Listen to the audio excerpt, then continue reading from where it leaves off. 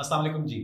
हम लोग हमेशा आपके सामने वो गेस्ट लेके आते रहे कि जो कराची से वाबस्ता है, कराची की रियल एस्टेट की बात करते हैं, लेकिन आज हम आपके सामने एक ऐसी शख्सियत को लेकर आ रहे हैं जो कराची से बाहर डिस्ट्रिक्ट ठट्ठा के जो रियल एस्टेट है, वहाँ की जो प्रॉपर्टीज हैं घरों की स्पेशली, उस पर वो बहुत कमाल रखते हैं। वहाँ की लैंड पे, वहाँ के तमाम मामलात पे, वहाँ पे as a real estate builder developer काम भी कर रहे हैं और काफ़ी ज़्यादा ग्रिप है उनकी वहाँ पे डॉक्यूमेंटेशंस के मामलात को लेके और लोकल जो मामलात होते हैं प्रोजेक्ट्स की मार्केटिंग और सेल्स के, उसको लेके।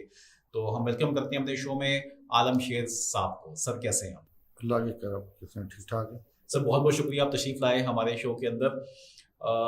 थोड़ा सा मुझे अपने ये बताइएगा कि आपका ताल्लुक घारों से ही है, तो आप बाय बर्थ घारों से हैं? मीरपुर साकरो। अच्छा, मीरपुर मीरपुर साकरो है, गारो सिटी है उसका। अच्छा सर, थोड़ा सा इसको एक्सप्लेन कीजिएगा कि एक्चुअली ये डिस्ट्रिक्ट जो है वो ठट्ठा है। डिस्ट्रिक्ट ठट्ठा है, तहसील मीरपुर साकरो, गारो सिटी है। तो इस डिस्ट्रिक्ट में कितनी तहसीलें? अभी टाउन का दर्जा मिला हुआ है गारो को। ओके। और घरों की आबादी कितनी होगी? तकरीबन 7 लाख 8 लाख शहर की। अच्छा माशाल्लाह, 7-8 लाख आबादी है शहर की। और यहाँ बेसिक सहूलतें सब मौजूद हैं, हॉस्पिटल, स्कूल? एक सरकारी हॉस्पिटल है। अच्छा। प्राइवेट हॉस्पिटल खास नहीं है। अच्छा, स्कूल भी जो है ना वो सरकारी कह ले वही है, प्राइवेट है वो मिडिल तक है। ठीक है। तो लोग बेसिकली तालीम हासिल करने के लिए भाई शहर की तरफ, कराची की तरफ आते हैं। कराची हैदराबाद। ठीक है। तो कराची से कितना डिस्टेंस लगता है? अभी सड़कें बहुत अच्छी हो गई हैं। कोई 50 मिनट 45 मिनट। अच्छा, अगर हम यहाँ से जाएं, हम स्टील डिस्टेंस में आपको सदर का बता रहा हूँ। जी जी। अच्छा, एयरपोर्ट से जाएं तो आधा घंटा, आधे घंटे में हम घरों पहुंच जाएंगे। ओके।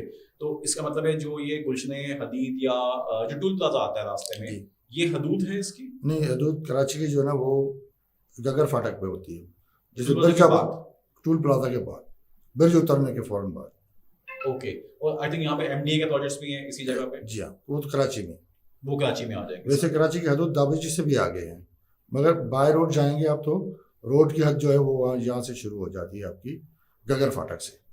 ठीक है, गगर फाटक से स्टार्ट हो गया, रेलवे फाटक से, फिर ये धाबे जी बेसिकली घरों में आ गया। नहीं, कराची में आता है। अच्छा, वो कराची में आ जी। गया। Okay okay. अच्छा, अब हम पहुंचते हैं घारो शहर के अंदर, क्योंकि जब भी एक आम आदमी जाता है वो फार्म हाउसेस के लिए जाए, एरिया बहुत मशहूर है ये कि वहाँ फार्म हाउसेस बहुत हो रहे हैं बने हुए लोगों के।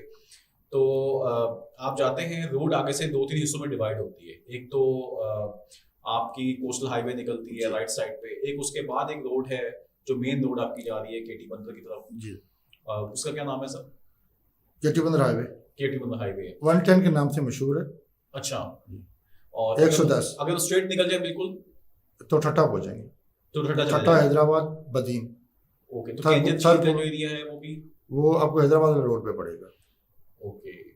तो ये केंजर झील हो गई, और स्पेशली जो मकली का कब्रिस्तान है ये बहुत फेमस है पूरी दुनिया के अंदर, एक आबाई कब्रिस्तान, बहुत पुराना है ये कब्रिस्तान। तो इस वजह से टूरिज्म है यहाँ पे, आप समझ, टूरिस्ट आता है? बिल्कुल आता है। अच्छा। वीकेंड में आप बहुत रश होता है, किंजर में भी जगह नहीं मिलती। इवन कोई वाटर पार्क हो देख लें, अगर आपका आना हुआ होगा तो वहाँ पे भी जगह नहीं मिलती। सही। अच्छा, इसके अलावा क्या वहाँ पे खास पॉइंट्स, अगर आपका वहाँ से पूरा वास्ता है, आपने पूरी रियल एस्टेट एक्सप्लोर की हुई है, तो ये केंजर झील के अलावा और सी साइड है। सी साइड मिल जाती है। सी साइड कोस्टल पे पूरी सी साइड है।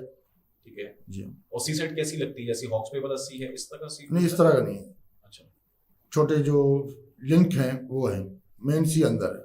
ठीक है। वहाँ बहुत कोई बड़ी गाड़ी हो तो वहाँ पहुँच जाएंगे, या कश्ती में वहाँ पहुँच जाएंगे। अच्छा अच्छा। आलम साहब, वहाँ पे ये जो है विंड मिल्स का भी काफी बड़े प्रोजेक्ट्स लगे हुए हैं, तो इसकी क्या टोटल 19 प्रोजेक्ट हैं गवर्नमेंट ने अप्रूव किए हुए। अच्छा। जिसमें सिर्फ 5 लगे हैं। 19 अप्रूव है, 5 लगे हैं और बाकी 14 लगेंगे, पाइपलाइन में हैं। अच्छा। अभी लगे नहीं है, लगेंगे जो गवर्नमेंट ने जगह दे दी है उनको। सही सही सही सही। अच्छा, मुझे बताएं आपने कब स्टार्ट किया और रियल एस्टेट क्यों शुरू किया आपने, ये बताइए कल को। हादसा ही समझे। अच्छा जी। ठीक है। कोई पहले भी खानदानी काम था ये हमारा एग्रीकल्चर का। ठीक है। उसके लिए ज़मीनें खरीदते थे, एग्रीकल्चर करते थे। ठीक है। उसके बाद जो आस्ता आस्ता आप जैसे दोस्तों ने मजबूर किया कि हमें भी दिला दो, हमें भी दिला दो, इस तरह जो है ना वो जमीन की बाइंग सेल में आ गए। ठीक है। तो अब आइए आप एग्रीकल्चर, तो जमीन से तो किसान वाबस्ता है ना, वो तो उसकी बिल्कुल एक लिंक है उसके साथ उसका। तो ये बताएं कि आप जब रियल एस्टेट की तरफ आए तो आपको क्या जमीन के जो कागजात हैं, कराची वालों में तो काफी मसाइल होते हैं, तो वो आपको पढ़ने आसान रहे आपके लिए? शुरू में तो नहीं था। अच्छा। शुरू में तो ये बहुत मुश्किल मरला था कि समझ ही नहीं आती थी। सही। क्यों कुछ लोग और कुछ ऑफिस वाले इस तरह कट जोड़ करके बैठे हुए थे कि पता ही नहीं चलता, अगर आप रिकॉर्ड ऑफिस में ले जाओ तो वो ओके मिलता था। सही। मगर जैसे जमीन पे उतरते थे तो दूसरा बंदा भी वहां पहुंच जाता था अपनी फाइल लेके। ठीक है जी। तो शुरू में दो बंदों के पास दो के पास। सही है। अब फर्क ये था कि जो ओनर था असल, वो उस चीज के 10 लाख मांग रहा है सपोज। सही। तो बाहर जो मार्केट में बैठा वो 5 लाख में बेच रहा है। सही। तो इस वजह से वो अट्रैक्ट रेट थे उनके, उनसे बातचीत बनती थी बजाय 10 वाले से। बिल्कुल ऐसे कुछ सस्ता मिल रहा है। सस्ता मिल रहा है। वो सस्ता इसलिए बेच रहे थे कि उनकी अपनी जगह होती नहीं थी। सही। तो आपको भी ये वाले मसाइल का जी सामना शुरू में ये हुए उसके ऊपर। बिल्कुल। ठीक है। तो उसके बाद फिर आपने इसको पूरे को किस तरह समझा, पटवार के काम को, या ये जो पूरा सिस्टम था? सर वो टाइम लगा। अच्छा। आस्ता आस्ता जो ना। ठीक है। कुछ अच्छे बंदे भी रेवेन्यू में मिल गए, कुछ मौसम थे, उन्होंने सारा सिखा दिया। सही। अच्छा आलम भाई, वहाँ पे जो अप्रूवल्स होती हैं, जब आप आए होंगे अपनी, आप माशाल्लाह दो आपकी सोसाइटीज चल रही हैं, 3 है इसमें? जी मेरी तो 4 है। माशाल्लाह 4 आपके हाउसिंग प्रोजेक्ट्स वहाँ पे चल रहे हैं।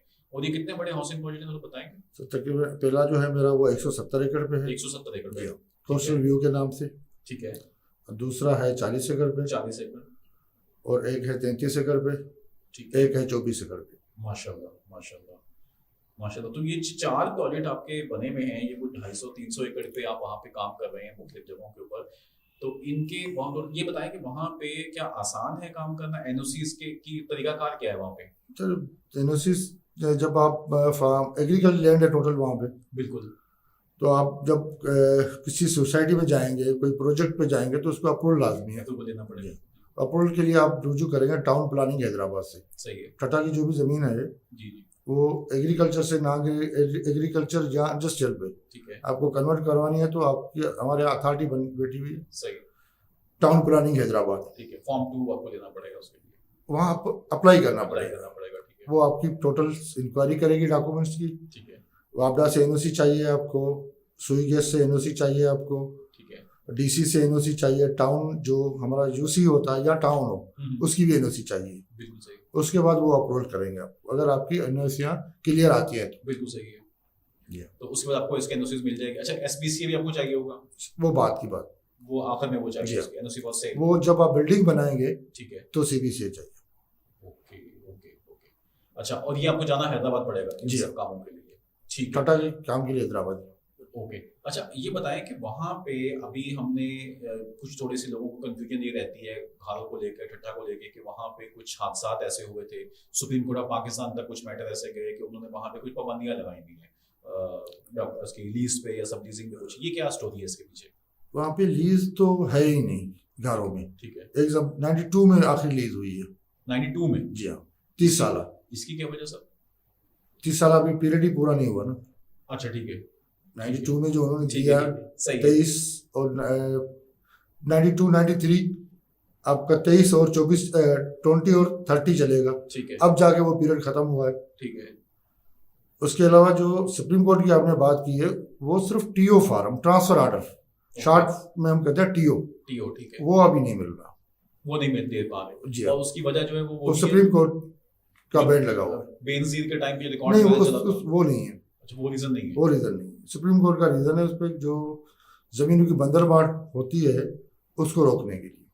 ओके, लेकिन ये भी तो कोर्ट में जो कराची का भी जो 2012 का जो डिसीजन था उसमें गालिबन ठट्ठा का ही केस सामने आया था कि इसका रिकॉर्ड अभी तक डिजिटलाइज नहीं हो पा रहा। वो अलग मैटर है। अच्छा, बट डिजिटलाइज नहीं है अभी तक? अभी शुरू है मगर टाइम लगेगा उसको। ओके, ठीक है, काम चल रहा है काम चल रहा है। ठीक है। तो आप कह रहे हैं कि वहां पे लोग आके इजीली काम कर सकते हैं जैसे पूरे बाकी जो शहरों में काम करते हैं? ये आसानी है उनके लिए? बिल्कुल आसानी है, मगर कंपनी को रिलायबल हो उनके साथ। अच्छा, ठीक है, प्रॉपर सिस्टम से उसको वेरीफाई करके अच्छे लोगों के साथ काम करें और जमीन भी जेन्युइन। आजकल तो वेरीफाई करना कोई इशू रहा भी नहीं है। सिंध गवर्नमेंट ने सारी चीजें नेट पे डाली हुई है। बिल्कुल सही है। थोड़ी मेहनत करने की जरूरत है, हर बंदा सीख सकता है, हर बंदे की तक उसकी पहुंच रसाई है, कोई चार्जेस नहीं है। हाँ, आप मेहनत करने वाले हो और आपकी नियत साफ हो, काम करने की नियत हो, तो आप काम कर आपको सकते जो पेपर मिले आप अपने मोबाइल से वेरीफाई कर लें उसको, बिल्कुल आया सही है गलत है। अच्छा ये बताएं कि किसी दफ्तर जाने की आपको जरूरत ही नहीं है। ऐसे एक ही। जमाने में था कि आप पेपर लेकर दफ्तर जाते थे, अभी हाँ। दफ्तर जाने की जरूरत नहीं है। अगर इवन मेरे नाम पे कोई प्रॉपर्टी है, मैं आपको सेल करना चाहता हूँ, हाँ, मेरा CNC नंबर डाले, वो प्रॉपर्टी मेरे नाम पे होगी तो आपके मोबाइल में शो हो जाएगी। सही है, तो इजीली वेरीफाई करके आप उस पे सेंट्रल काम कर गवर्नमेंट सकते हैं। इससे ज्यादा कुछ नहीं कर सकती ना ऐसे ही, लेकिन जो हमें इन्वेस्टर के लिए। जनरल जो हम सुनते हैं कि कराची, स्पेशली कराची वाले सुनते हैं कि यार ये सुजानी में ये हो गया और फलां जगह ये हो गया, तेसर में हो गया, तो जो यहाँ जमीनों के मसले मसाइल चलते हैं, तो क्या घरों में भी इतने मसले मसाइल हैं लैंड के साथ? थोड़ा खुल के बात करें तो मैं समझ कौन से मसले, सब मसलों से बात होती है, लाइक शायद कब्जे हो गए या इस तरह की चीजें हैं। लेकिन जो ना क्लास एरिया है ना, हाँ। उसमें चांसेस होते हैं कब्जे के। जब सर्वे नंबर लग जाते हैं और फार्म 7 हो या जी, जी। फार्म 2 हो, उसके बाद कब्जे का चांस ही नहीं होता।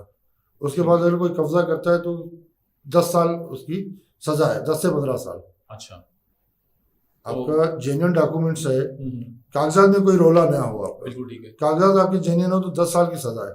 कौन सजा खाया, कौन कब्जा करेगा? बात सही है, लेकिन वो जो लोग हैं वो बाज नहीं आते ना, नहीं, वो चीज तो कोई चीज भी होनी पोनी होगी ना। सही। अच्छा, ये जो इसकी हदूद है हमारी ठट्ठा की जो हदूद है, ये M9 के ऊपर भी बहुत से लोगों को नहीं पता कि नूरियाबाद के बाद तक का भी जो एरिया सारा का सारा वो भी इसी में DHA का कुछ हिस्सा भी ठट्ठा में आता है। सॉरी, किसका? DHA का। DHA कराची सिटी का। अच्छा, M9 वाला जो DHA है उसका भी कुछ हिस्सा ठट्ठा में आ रहा है। ओके, तो वहाँ पे जो NOCs तमाम लेनी है लैंड की, वो आपको ठट्ठा से मिलेगी, और वहाँ देख कोहिस्तान वगैरह में जो काम इस वक्त चल रहा है बुलारी एयरबेस के सामने, वो एक्चुअली ठट्ठा के अंदर काम है। कोहिस्तान जो है ना, वो 1/7 कोहिस्तान है। 7 कोहिस्तान, ठीक है। 1/1, 1/2, ठीक है। 3 आप हमें उसके चक नंबर बता रहे हैं? चक नंबर जिस पे वो डिवाइड होता है। ओके, ठीक है। 1 से 7 पे कोहिस्तान डिवाइड होता है। ठीक है। अच्छा, आलम साहब बताएं कि मेन जो काम आपको लगता है। अच्छा, आपकी बात काट रहा हूँ मैं, यहाँ पे 2 कोहिस्तान है। अच्छा, 1/7 तक कोहिस्तान जो है ना वो घारों में है, ठीक है, और एक कोहिस्तान सॉरी ठट्ठा में है। हाँ। एक कोहिस्तान घारों में भी है, तहसील मीरपुर साकरों में। वो कहाँ पे? तहसील मीरपुर साकरों। तहसील मीरपुर साकरों घारों जो है वो भी कोहिस्तान में शुमार होता है उसका। अच्छा, ठीक है, ठीक है, ठीक है। ये 2 कोहिस्तान के दे हो गए यहाँ पे। सही। 2 तहसील में कोहिस्तान है, ठट्ठा का कोहिस्तान अलग है, घारों मीरपुर साकरों का कोहिस्तान अलग है। ठीक है, ठीक है। अच्छा, ये बताएं कि जो मेन आप समझते हैं कि जो ज्यादा वहाँ पे क्लाइंट आपको नजर आता है काम करने वाला, आपको कराची के बहुत लोग काम कर रहे हैं इस घरों के अंदर, वो मेनली फार्म हाउसेस पे जाते होंगे? एग्रीकल्चर पे भी हैं, एग्रीकल्चर, पोल्ट्री। फार्म हाउस पे बहुत कम लोग हैं। अच्छा, मगर ये है कि आप अगर शुमार करेंगे तो फार्म हाउस एकड़ का भी है, आधे एकड़ का भी है। बिल्कुल। एक बंदे पर 100 एकड़ जमीन है, वो एक ही गिना जाएगा। ऐसा ही है। अब 100 एकड़ फार्म हाउस का कोई प्रोजेक्ट है, उसमें 100 गिने जाएंगे। बिल्कुल सही। आपकी बात से भी एग्री हूँ। हाँ। तो ज्यादा फार्म हाउस वाले हैं, मगर एग्रीकल्चर में भी ज्यादा लोग हैं। एग्रीकल्चर में ज्यादा। एक बंदे के पास जमीन ज्यादा होती है। फार्म हाउस में एकड़, एक बंदे के पास 1 एकड़ होता है। बिल्कुल ऐसे। या 2 एकड़ कर लें या 5 एकड़ कर लें, एग्रीकल्चर में वो जमीन ज्यादा हो जाती है। ज्यादा हो जाती है। अच्छा, एग्रीकल्चर जो लोग लैंड लेते हैं मोस्टली वो ठेके पे ले रहे होते हैं? कुछ बंदे अभी ठेका काम लोग खुद कर रहे हैं। अच्छा, प्रॉफिट जो है ना, हर बंदे को काम करना समझ में आ गया है। सही। तो लोग ठेके पे कम दे रहे हैं, खुद ज्यादा कर रहे हैं। खुद ज्यादा कर रहे हैं। अच्छा, पानी अवेलेबल है एग्रीकल्चर के लिए वहाँ पे? कोस्टल एरिया में थोड़ी किल्लत होती है जब चावल का सीजन हो। सही। उसके बाद जो ना बाकी एरिया में तो पानी सही है। मेन फसलें कौन कौन सी हैं? चावल है, मिर्ची है, टमाटर है, खरबूजा है, खीरा। अच्छा, ये पूरी खारों से वहाँ पे आ अच्छा, रही है। ये है गारों की। ठीक है। और गारों पे जाएंगे तो वहाँ पे पान की फसल भी मिलेगी आपको। अच्छा, केले की फसल भी मिलेगी। ओके। अच्छा, इतनी फसलें वहाँ पे माशाल्लाह हो रही हैं, तो ये सारी फसल कराची आ रही है? कराची भी आ रही है और लाहौर भी जाती है, कोटा भी जाती है। अच्छा, सीजनल। तो वहाँ पे ये कोल्ड स्टोरेज वगैरह का सिस्टम है? फिलहाल नहीं है, ये घारो साइड पे नहीं है। घारो साइड पे तो नहीं। ये गैप है बीच में। Okay, great.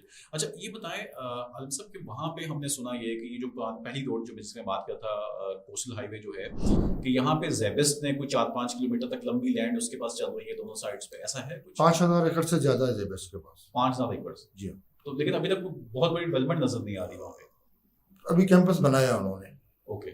अभी कैंपस बनाया, उसमें स्टार्ट लिया हुआ है। ज़मीन बहुत पुरानी मिली हुई है उनको। हाँ, क्योंकि ये उनके पास अच्छी कवरिंग रखी है उन्होंने। एक तरफ रेलवे ट्रैक है, नेशनल हाईवे है, कोस्टल हाईवे है और सी साइड। ठीक है, ठीक है।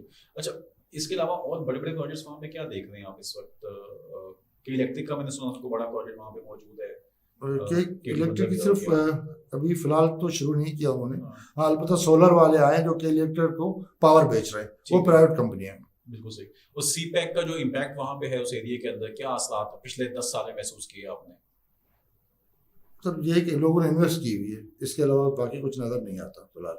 अच्छा, लैंड लेके वो एक गवादा वाली सूरत हाल है कि जमीनें लेके लोगों ने रख ली है, वो अंदाजा है कि एकदम से बूम आएगा। जी हाँ, सही सही सही।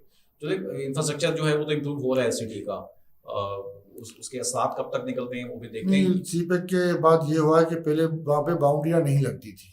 अच्छा। अब जो है लोगों ने बाउंड्रियाँ अपनी डेवलपमेंट लगाना शुरू कर दिए। वो इसकी क्या वजह? शायद एक माइंड सेट है कि हम बाउंड्री में सिक्योर है।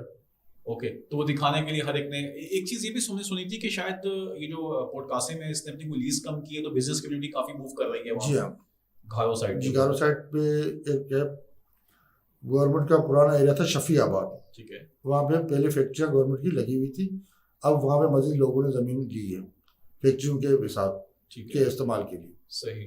अच्छा, लोग ये बताएं आलम साहब कि वहाँ का कल्चर कैसा है? लोग जो हैं वो अगर कोई जाके कराची का डेवलपर वहाँ पे सोसाइटी लॉन्च करता है तो क्या लोग गली मोहल्ले से या जो एक जहाँ आबाई लोग रहते हैं वो निकल के वहाँ पे शिफ्ट होना चाहते हैं? उनको पार्क चाहिए, उनको माहौल चाहिए, वो खुली सड़क चाहिए?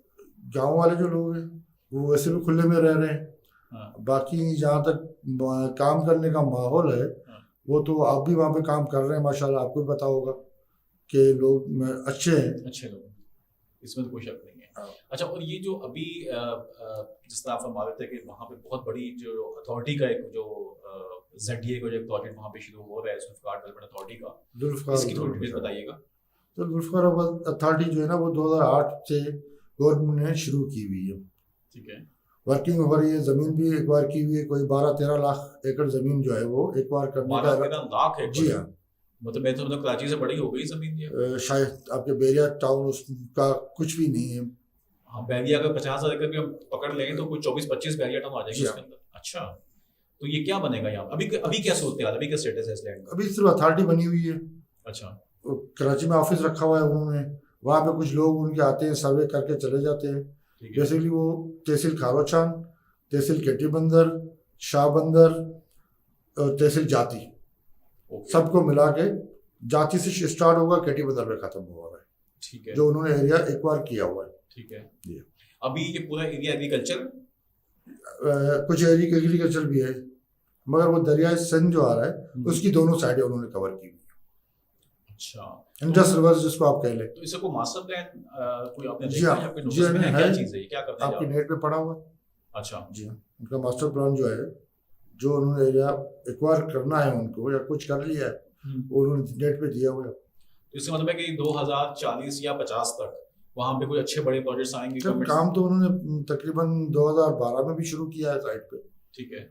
कैंप लगाते हैं, फिर हटा देते हैं, फिर कैंप लगाते हैं, हटा देते हैं। कुछ पुलें हैं, कुछ रोडें हैं, जुल्फ़िकार अथॉरिटी के नाम पे बनी है वहाँ पे। ठीक है। अच्छा, ये बताएं आलम साहब कि अगर यहाँ से कराची से, और हमारा तो आपसे बहुत पुराना ताल्लुक है, लेकिन अगर यहाँ से कराची से लोग जाएं आपके पास आते हैं वहाँ पे ज़मीन लेने के लिए, तो आप समझते हैं कि आप उन्हें किस तरह से गाइड करना चाहेंगे कि आप लैंड वहाँ पे लेते हुए इन चीज़ों का ख्याल रखें या किस एरिया में इन्वेस्टमेंट करें? देखिए, एरिया तो हर कोई अपने बजट के हिसाब से देखेगा। गारों में थोड़े रेट ऊपर है, साकरों में कम मिलेंगे आपको। सही। और केटी बंदर साइड पे यहाँ घोड़ाबारी जो है हमारा, वहाँ पे कम रेट है। मैं तो ये बोलूँगा कि जहाँ भी करें, जो भी ज़मीन खरीदे, कागजात के मामला वो ठीक तरह देख लें, और दूसरी ज़मीन वो खरीदे जिनसे उनकी इनकम शुरू हो। सही। इनकम शुरू वाली कि सेल करें जल्दी उसको? नहीं, सेल की बात मैं नहीं कर रहा। हाँ। जिसमें काश्तकारी हो सके। काश्तकारी हो सके। ओके, ठीक है। तो इनकम का सोर्स चाहिए ना उनको। बिल्कुल सही। जमीन इस तरह देखे जो पहले आबाद हो। अगर दौर में महंगी भी मिल रही तो मसला नहीं है, वो उसी साल उसी मैं वहां से वो इनकम देना शुरू कर देगी, बिल्कुल सही। अगर आबाद होगी, वरना आबाद करने के लिए 5 साल चाहिए उसको। अच्छा, गैराबाद जमीन को 5 साल चाहिए आबाद करने। लोग तो अगर वहां पे सहूलियत नहीं होती तो लोग वहां पे तो उसका आबाद होने में 50-50 साल भी निकल जाते हैं। नहीं, आबाद नहीं वो हो पाती। वैसे तो वो तो ना करने वाली बात हुई ना। अच्छा, 50 साल कोई जमीन ना, नहीं सोसाइटी वाला तो डेवलप कर देगा और इंटरनल काम तो वो कर देगा, लेकिन जो एरिया है वो भी तो उसकी नहीं, सराउंडिंग बात सोसाइटी की नहीं हो रही, हमारी बात हो रही है अभी एग्रीकल्चर की। ओके, अच्छा एग्रीकल्चर की बात करते हैं, जमीन की बात हो रही है, ठीक सोसाइटी पे बात नहीं हो रही ना। ठीक है, ठीक है। और अगर सोसाइटी साइड पे आना चाहे तो सुसाइड साइड में आना चाहे तो वहाँ पे कॉन्सेप्ट जो है ना वो 10 साल 20 साल का नहीं है। अच्छा, वो जगह ऐसी हो जहाँ पे बंदा आपसे प्लॉट बुक कराए और शिफ्ट हो। ठीक है। कराची वाले की जो बात है आपकी कि बच्चे के लिए ले लिया, हाँ, बेटी को जहेज में बेच के जहेज बना लूंगा, हाँ, बच्चे बड़े होंगे जाके वहाँ शिफ्ट हो जाएंगे, वो चीज़ वहाँ पे नहीं है। ओके, सोसाइटी वहाँ पे आपकी चलेगी जहाँ पे जो शहर से जुड़ी हुई जगह हो, जहाँ गैस भी हो, पानी भी हो, बिजली भी हो, हॉस्पिटल भी हो, स्कूल भी हो, तो उसको रहना है वहां पे फौरी तौर पे। आप उसको रहना वहाँ पे। वो कॉन्सेप्ट इन्वेस्ट वाला नहीं है, लॉन्ग टर्म्स वाला। सही सही सही सही सही। अच्छा, और ये बताएं कि ये जो चैलेंजेस जो हैं इस अथॉरिटी को आपके ख्याल में जुल्फिकार जो अथॉरिटी अभी बनने जा रही है, ये सारी बात है कि वहाँ पे स्कीमें लेकर आएगी मुख्तलिफ किस्म की, तो ये आबादी कहाँ से लेकर आएंगे? इतने बड़े एरिया को आबाद करना, आप कह रहे हैं 1.2 मिलियन। जो सुनने में आ रहा है कि पूरी बाहर की जो कंपनियां हैं उनको ये लैंड बेचेंगे, अच्छा, जहाँ लीज पे देंगे, ठीक है। कंपनी वो लगाएंगे, आबादी हमारे मुल्क से भी आएगी, बाहर से भी आएगी। सी पैक का सी पे का हिस्सा बनेगा ये? बात की बात है, ये उससे पहले का प्रोजेक्ट। अच्छा अच्छा, फिर चले।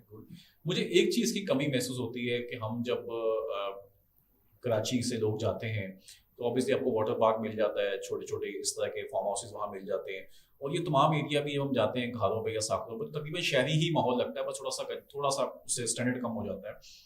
कोई ऐसा प्रोजेक्ट नहीं वहाँ बन सकता कि जहाँ जाके आपको एक कंप्लीट जो एक गांव का माहौल है वो आपको मिल सके, आप एक कच्चे उसमें बैठे हुए हों, वही साग मकई की रोटी, और एक वो जो उसका जो एक आपके एक स्पिरिचुअल जो इम्पैक्ट आपके ऊपर आता है, आपकी शख्सियत के ऊपर, ये मैं थोड़ा सा गैप महसूस करता हूँ कि ऐसा कोई प्रोजेक्ट आपके नहीं, फिलहाल नहीं है गाँव। नहीं है कि जहाँ आप बिल्कुल देसी माहौल में बैठ जाएं, लोकल लोगों के साथ, सिंधी लोगों के साथ बैठे हुए और सिंधी कल्चर को आप इंजॉय कर रहे हैं। तो ऐसा फिलहाल प्रोजेक्ट नहीं है। बहुत सारे दोस्त से पहले डिस्कस किया हुआ है उन्होंने, मगर अभी तक उन्होंने भी शुरू नहीं किया, मगर पाइपलाइन में है ये भी। आपका प्लान है करने? मेरा नहीं, दोस्तों का है। अच्छा, शायद मैं भी उनके साथ जुड़ जाऊं। सही, क्योंकि इसका अलग एक मजा है ना कि आप बैठ के वही खाना खा रहे हैं उसी तरह से, मतलब वो जो एक चंगेर होती है या जो एक थाली होती है उसी किस्म की हो, मट्टी के बर्तन में आप कर रहे हो, तो वो एक कुछ और आउटिंग है आपकी। देखिए, अब गांव की बात है तो अलग बात है, शहर की बात अलग है। शहर में आपका या तो फ्लैट होगा या घर होगा, घर भी कितना बड़ा होगा, और घर गांव में चले जाए जिसके पास कुछ भी नहीं है, हाँ, उसका घर जो है ना वो भी एकड़ों में होगा। ये बात भी सही है आपकी। अब यूं कुछ से मुराद के उसके पास अगर 50,000 वाली जॉब नहीं है, 1 लाख वाला दुकान नहीं है, कोई करोड़ पे उसकी कमाई नहीं है, तो भी घर उसका एकड़ों में होगा, भले कच्चा ही हो। पर शहर जो यूं इस तरफ दाएं बाएं देखेगा तो एकड़ से 4 एकड़ का होगा उसके पास। माशाल्लाह, जो यहाँ पे एक अच्छा डीएचए में रहता है अफोर्ड नहीं कर सकता है, नहीं कर सकता कराची के अंदर। बिल्कुल सही कह रहे हैं, सही कह रहे हैं। तो ये लेकिन अच्छा, इजी है वहां तक एक्सेस करना? अगर कोई किसी गांव में जाके चाहे कि मैं 4-5 एकड़ लेके अपनी को हवेली बनाऊं या कुछ करूं, आसानी है? कोई इशू नहीं, बने हुए लोगों के। आपकी 90% तो कराची वालों की लैंड है वहाँ पे। अच्छा, ओके, तो वो एक सेकंड होम बना लिया आपने और फैमिली के साथ संडे को वीकेंड्स पे बहुत सारे लोग हैं। और कॉस्ट ऑफ कंस्ट्रक्शन कैसी है वहाँ पे? कराची से कम ही है, कम मिलेगी, लेबर सस्ती है वहाँ पे, लेबर सस्ता, मटेरियल सस्ता है। घरों का मटेरियल आपका कराची आता है।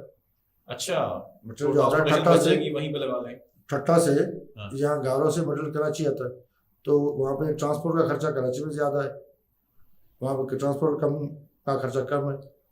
सही, लेबर भी कराची से जो है वो कम है। सही जी, माशाल्लाह आपकी इतनी एक्सपर्टीज है, मैंने आपको देखा है जितना अच्छा आप वहाँ पे काम कर रहे हैं, और लैंड की ओपन लैंड की में जितना आपका काम होता है ट्रेडिंग का, और जिस तरह से आप उसको बाय सेल कर रहे होते हैं पूरे एरिया के ऊपर, मेरे ख्याल में तो सबसे ज्यादा काम आप ही का है घरों में शायद। नहीं सर, बहुत सारे पड़े हैं। अच्छा, मैं तो बहुत सारे बैठे हुए पास आपकी मेहरबानी, आप बड़ा समझ रहे हैं, हम तो छोटे से लोग हैं वहाँ पे।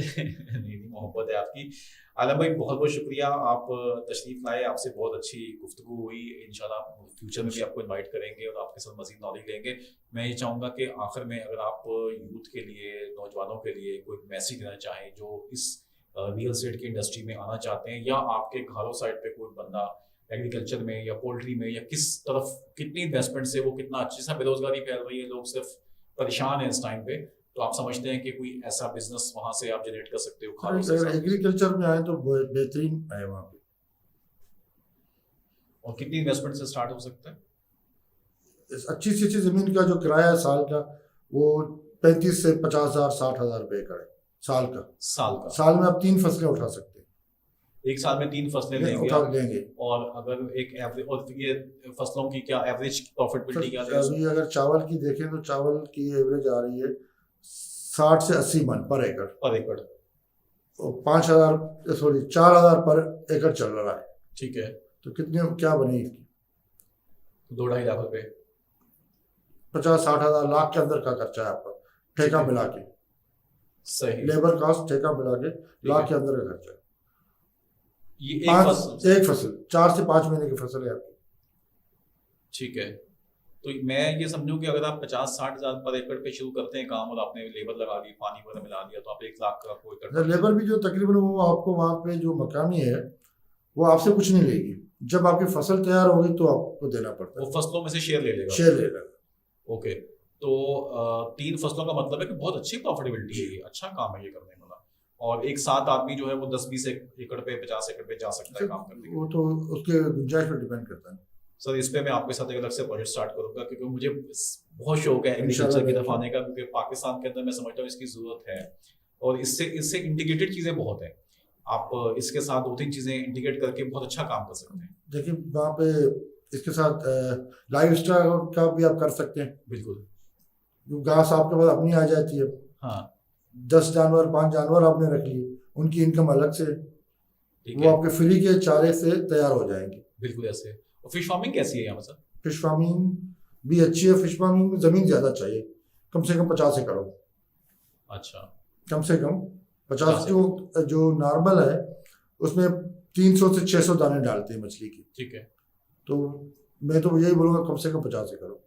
10-12 एकड़ पे गुजारा नहीं होगा। और पानी जो है वो आपको अवेलेबल है? पानी नहर का पानी मिलेगा? जी हाँ, नहर का पानी सारा है। नहरी वहाँ पे बोर का पानी जो है ना वो कांस्टेंट ही नहीं है वहाँ पे। अच्छा, अक्सर खा रहा है। अच्छा, ट्यूबवेल से नहीं हो सकता? ट्यूबवेल से नहीं हो सकता। ओके ओके, तो आपको फिर इस तरह की चीजें करनी पड़ेंगी। ये सर बहुत मजा आया आपसे बात करके। आलम साहब इंशाल्लाह आपसे दोबारा भी ज़हमत देंगे। सर ये वो एरिया है घारों का, कराची से सिर्फ 35 से 40 मिनट की ड्राइव के ऊपर, जहां जाके आप बिजनेस की बहुत अच्छी अपॉर्चुनिटी एक्सप्लोर कर सकते हैं। और जो कीमत ये बता रहे हैं, ये शायद इतने में एक मेहरान गाड़ी भी आज नहीं आती, जिस कीमत के अंदर आप 10-20 एकड़ जगह के ऊपर जाके एग्रीकल्चर का या लाइफ स्टॉक का एक छोटा सा काम स्टार्ट कर सकते हैं। और उससे यकीन करें जो इसमें प्रॉफिटेबिलिटी है और जो उसमें मज़ा है और जो आप अपना पार्ट प्ले करते हैं मुल्क की मईशत के अंदर, वो शायद दूसरे कामों में नहीं होता। तो बहुत ख्याल रखिएगा। कोई क्वेश्चन हो, कोई कमेंट्स हो, कोई इन्फॉर्मेशन लेनी हो आपको आलम साहब से, तो आप वीडियो के नीचे कमेंट कर सकते हैं। हम इंशाल्लाह आपको आलम भाई से कनेक्ट करवा देंगे और आपको आपके तमाम सवाल का जवाब देके देंगे। Thank you. अस्सलाम वालेकुम।